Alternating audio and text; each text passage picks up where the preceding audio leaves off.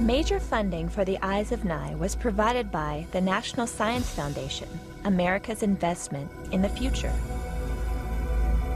and by the estate of Sperry H. Goodman. In sports, world records are being broken all the time. Athletic performances keep getting better and better. Now, when I think of competition, I think of a plain old foot race. I'll race you from here across that field. Hey, you're Maurice Green, right? Yes. Good morning. You want to race? Yeah, we can race. We'll see what you got.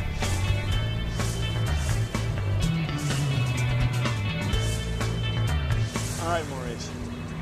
Set, go! There's an old saying. Doesn't matter if you win or lose, it's how you play the game. What, are you kidding?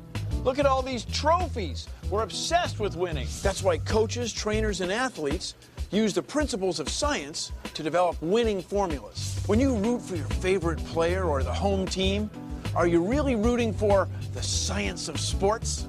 Well, let's have a look.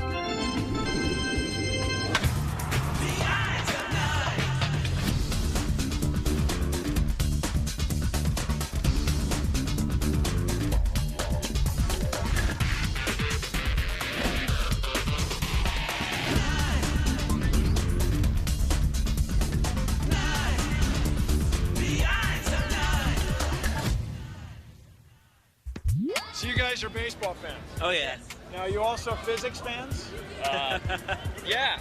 Are you a physics fan? No, You're not a physics fan. not too much. When you see a guy propelling himself with intermittent contact with that granular surface. You're talking about running? Yeah, when you see this inelastic collision between the wooden cylinder and that leather spheroid. Right. It starts out as a parabola, but then it's got this first order term with the aerodynamic drag constantly slowing the ball down. And he's going to come across that rectangular prism out there that's covered with canvas. The bag. The ball might have some spin on it, some Magnus effect, providing a slight amount of lift. The denominator and the density of the air in the numerator. What do you feel? You ever hit it just right on the sweet spot, right above the center of percussion there? Yeah, The ball just seems to jump off the bat, right? sure. Maybe at 35 degrees, arcing over the infield, right? And then aerodynamic drag takes over and it starts to slow down. Maybe it hits the ground and this topspin transfers some more of that angular momentum into linear momentum. What do you feel? Great. So how much do athletes think about physics? All of the techniques of these various sport movements, there's a lot of physics involved.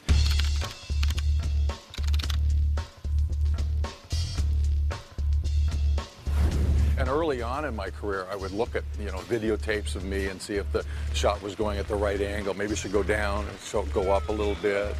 And that was very important. You're sensing timing. And this is the part of the physics that comes into play, is that you have to have certain angles and trajectories and things like that. But prior to that, you have to have a certain timing. So you build up speed and then you settle and then you explode out. So it's a matter of the technique and also the timing of the technique, which are kind of two different things.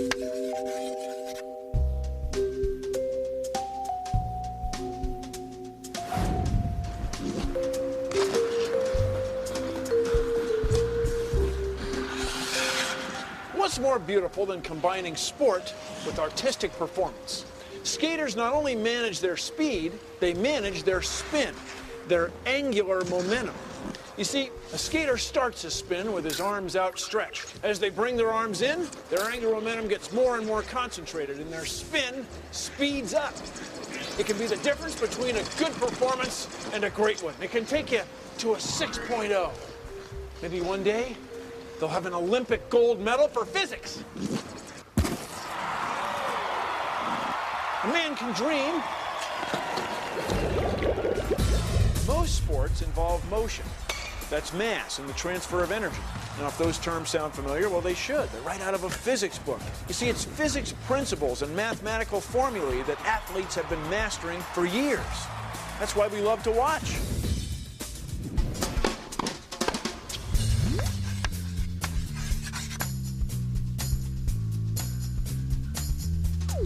So, John, doctor, what's the key to hitting a tennis ball?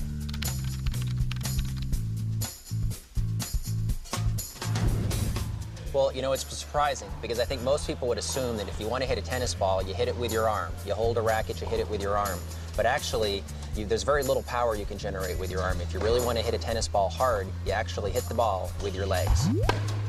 So here we go, Bill. This is Claire, and Claire's going to show us how you use your legs to really whack a tennis ball. See, look at that. She pushes off those legs, her hips turn, and then that arm just follows through, transmits all that energy into the ball. Daria's going to show us what happens if you try to hit a tennis ball without your legs. I'm going to hold her hips steady, so I'm not going to let her use that leg power in the shot. So go ahead, Daria, give this a try. And you can see, little different sound. It is a very different sound, and that ball is going nowhere. There's nothing there. And so the reality is you hit a tennis ball with your legs. The oldest sport in history is wrestling, going back 20,000 years. All that muscle against muscle, physics against physics. Sumo wrestling is one of Japan's most popular sports even today, using strength and leverage to push your opponent out of the ring. I don't know why more sumo wrestlers aren't playing professional football. Khalif, you're big, you're heavy, you got strong legs. You get your center of gravity lower than theirs and you upend them, creating torsion in the gravity field. Justin, you've got speed, you've got hand-eye coordination. You get down there and you get your hands moving the same speed as the ball and you catch it. You got the high-friction gloves? All right, ready? Break! 71, 36, hut, hut!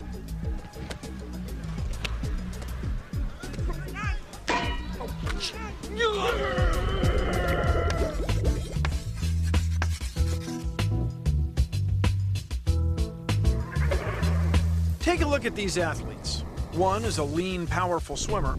The other is a strong, muscular football player. In swimming, it takes more than muscle to compete. It's physics. A swimmer has to balance 4 forces: body weight, propulsion, buoyancy, and drag.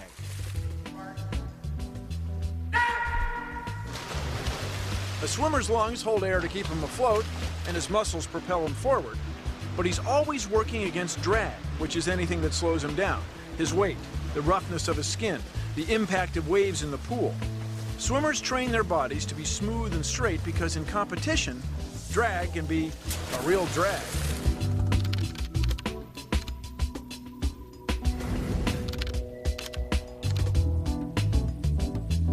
We spend more time in coaching swimming working on the elimination of drag forces than we do on the propulsion or velocity forces. We do some exercises, and Justin can show you here, where we try to pull the lower back in a position, stabilize and create a flat lower back, and then a high neck position, creating the longest, flattest line through the length of the body, creating a nice long axis of rotation. Go ahead and do a hip pop. Right.